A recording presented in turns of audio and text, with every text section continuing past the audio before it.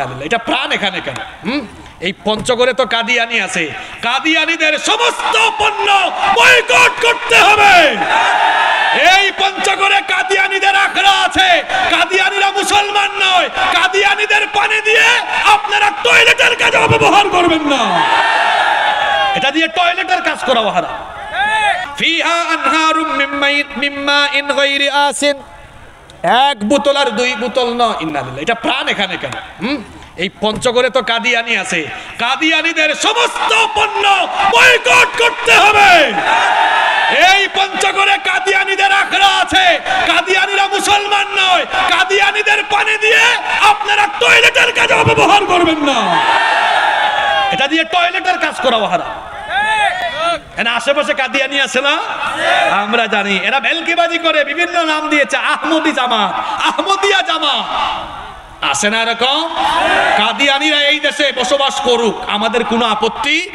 যেভাবে হিন্দু, বৌদ্ধ, খ্রিস্টান, অন্য ধর্মের লোকেরা অমুসলিম পরিচয়ে বসবাস করে, কাদিয়ানিরা অমুসলিম পরিচয়ে এই দেশের সকল নাগরিক সুবিধা নিয়ে এই দেশে বসবাস করবে, আমাদের কোনো আপত্তি নাই। কিন্তু এই কাদিয়ানিরা নিজেদের নাম পরিচয় মুসলমান হিসাবে বলতে পারবে না।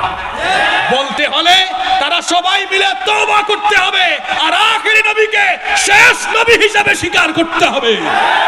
কাদিয়ানিরা কাফের, এদেরকে যারা কাফের বলে না, এদেরকে যারা কাফের বলে না, এরাও কাফের।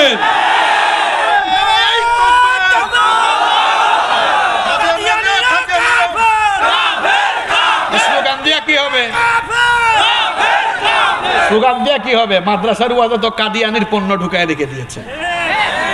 কাদিয়ানিদের পণ্যের উপরে থুতু মারবেন। কোন কাদিয়ানি পণ্য আমরা ব্যবহার করব না।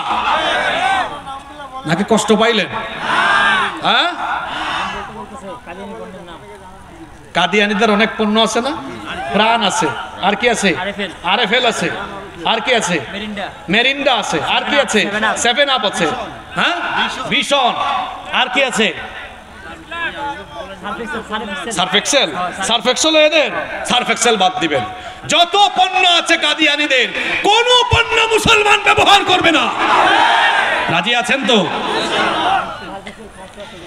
বলছিলাম জান্নাতে বিভিন্ন ধরনের শরাব আছে, সেখানে মিষ্টি পানির ঝর্ণা, বোতল না, একেবারে কি থাকবে?